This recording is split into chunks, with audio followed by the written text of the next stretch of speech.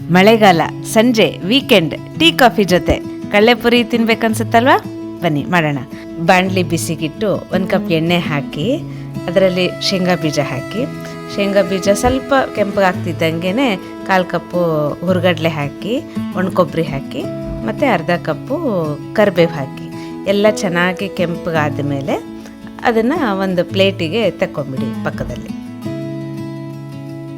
ಈಗ ಆ ಉಳಿದಿರೋ ಎಣ್ಣೆನಲ್ಲೇ ಸಾಸಿವೆ, ಇಂಗು ಮತ್ತು ರುಚಿಗೆ ತಕ್ಕಷ್ಟು ಉಪ್ಪು ಮತ್ತು IHP ಅಯ್ಯಂಗಾರ್ ಅವ್ರದ್ದು ರಸಂ ಪುಡಿ ಎಲ್ಲ ಹಾಕಿ ಹುರ್ಕೊಳ್ಳಿ.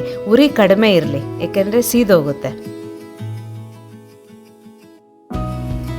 ಆಮೇಲೆ ಕಡಲೆಪುರಿ ಹಾಕಿ ಚೆನ್ನಾಗಿ ಕಲಸಿ ಎಲ್ಲ ಮಸಾಲೆ ಎಲ್ಲ ಚೆನ್ನಾಗಿ ಮಿಕ್ಸ್ ಆದಮೇಲೆ ಒಗ್ಗರಣೆ ತೆಗೆದಿಟ್ಟಿರ್ತೀವಲ್ಲ ಪಕ್ಕದಲ್ಲಿ, ಅದನ್ನು ಹಾಕಿ ಕಲಸಿ. ಕಡಲೆಪುರಿ ಒಗ್ಗರಣೆ ರೆಡಿ.